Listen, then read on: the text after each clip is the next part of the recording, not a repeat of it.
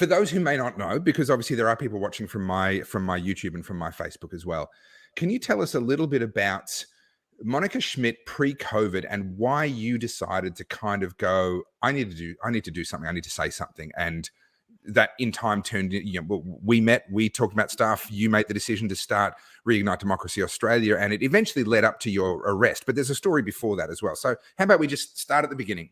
When COVID came along, why did you even get involved? Okay, so about 3 years leading up to COVID, I had kind of gone on this, self-development journey, some would say. It sounds cliche, but it's absolutely true. I was, 29, single. I was engaged and got, didn't work out. And I was like, okay, so I'm 29. I've done really well in real estate. What am I going to do? Just keep working and just living my life like this? And I was like, no, that doesn't sound like fun. So I decided to travel, and I went to third world countries, and I helped in orphanages and things like that. Yeah, and then I picked up a camera and I started asking locals questions, tour guides, local hairdressers, children. I just started taking footage, and I realized that I really liked it. And I also realized it was good for my character building, because I think I tend to talk too much. So it was really good to ask questions for once and listen to people. So then I traveled America in a minivan with a bed in the back. I just did that for a year and a half. I went to all the national parks, and I was alone the whole time. So I really learned how to be alone with myself, which, by the way, came in handy in isolation in prison. I can only imagine, yes. So I had kind of fought my demons long before now, which is a process, but here we are. Anyway, so I came home in around October before COVID hit, and I didn't know what I was going to do. I had a lot of editing work to do from all the footage I had taken, so I thought I might just make a documentary or write a blog or something like that. And I was I still hadn't decided to go back to work. The idea of going back into real estate after traveling alone for 3 years seemed very boring. So then I started doing some part-time real estate work, but not full-time. And I was still just sussing it out.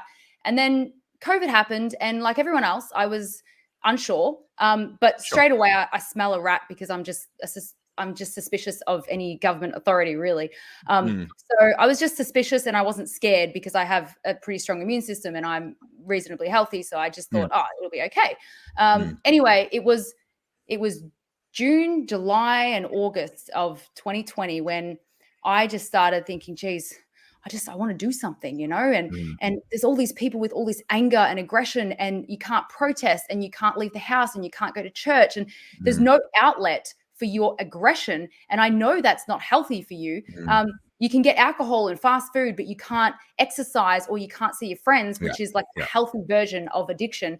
And I just thought, well, I've got to come up with a way for people to get rid of these emotions. So I thought of a live stream protest. And I think I had you on my second show. So my first show, I'm deeply wounded. I'm deeply wounded that it was your second show and not your first. I've never quite got over that. I don't think we had met before then, but probably not.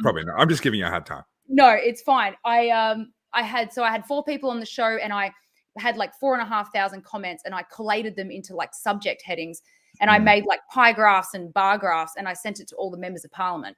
And that live stream had 1,500 live viewers, and I've never had a live stream that big ever, and no one knew who I was. So it just goes to show how much it was needed. But that was also back in the day when you could actually plan an event on Facebook and not get censored. So that was different as well.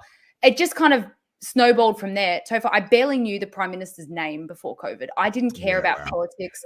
My only skill was in sales, which obviously makes me a decent networker, but otherwise I had no idea about any of this stuff. It was just I guess the 3 years of self-development probably led me to be able to handle what was to come. But yeah. Can I pause you? Because I think I asked you this when we first met, but I don't remember the answer. Why did you actually reach out to me? What was it of mine that you even saw in the first place? I don't know if I can remember exactly what it was. Were you outspoken about COVID? Sure. I did my first video in March. That was when the data came out from Nut-Witkowski and from Professor Johnny Ioannidis, and I began to get outspoken then, because it was already pretty clear to me what was going on. I know you did. You did a video about the science or something along those lines, and then I found out later that obviously you'd been an activist for 12 years fighting, Yeah, different things. different So stuff. Yeah. and I had no idea that you lived in the same town as me Yeah. or the other connections either. Yeah. So we caught up for coffee, and I think I said to you at the time, and I don't think I'm going to upset you by saying this because I think you know that this was the case. You were pretty green. You were full of energy. You were full of beans. Pretty green, but you were hungry to know more, and so you asked questions, and I answered them to the best of my ability with what little I know. And then you kind of went away and you threw your energy into this, and all of a sudden I'm just kind of watching, and then I'm like, oh, Monica's just posted up this thing because we friended each other on Facebook, and then I'm like, oh, what's this thing? Reignite Democracy Australia. And then watching it, and it seemed like it just took off. Like, literally within the first few weeks, it just absolutely took off.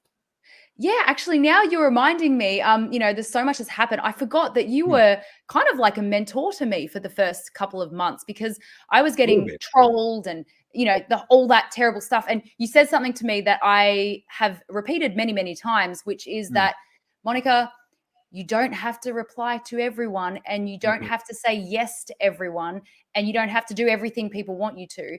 And that has actually helped me a lot. And I haven't actually thanked you for that piece of advice. So thank you. Oh, you're more than welcome. There's this funny thing that's happened with yourself, with Carly, who I've done a slow chat with. She was one of the people that the Current Affair came for, and then the online mob came for. I find myself in a position where I'm kind of an unofficial, I think mentor is giving myself too much credit, but I'm a resource. I'm someone that people kind of bounce questions off for a lot of people that find themselves in these sorts of situations. And I've got to say, it's really gratifying for me. I never really wanted to be big in this world.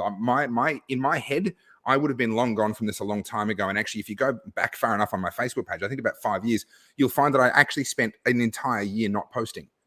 I didn't post for an entire year because I was quite happy to let Topher die. Like, I would just let it disappear as a part of my life. This has never been an ambition for me. And there was a phase about 2.5 years ago where I kind of resented the fact that I was even still doing it. By the way, Nicola, these are being made into a podcast. If you just search for Slow Chat with Topher Field, you'll find my back catalogue of podcasts on whatever platform you prefer. But it's actually the most satisfying thing for me through all of this has been being able to be there as just a little bit of a 12-year veteran of I've seen a little bit of the nonsense. I know how some of these games are played. I certainly don't know everything. And so thank you. I genuinely appreciate that.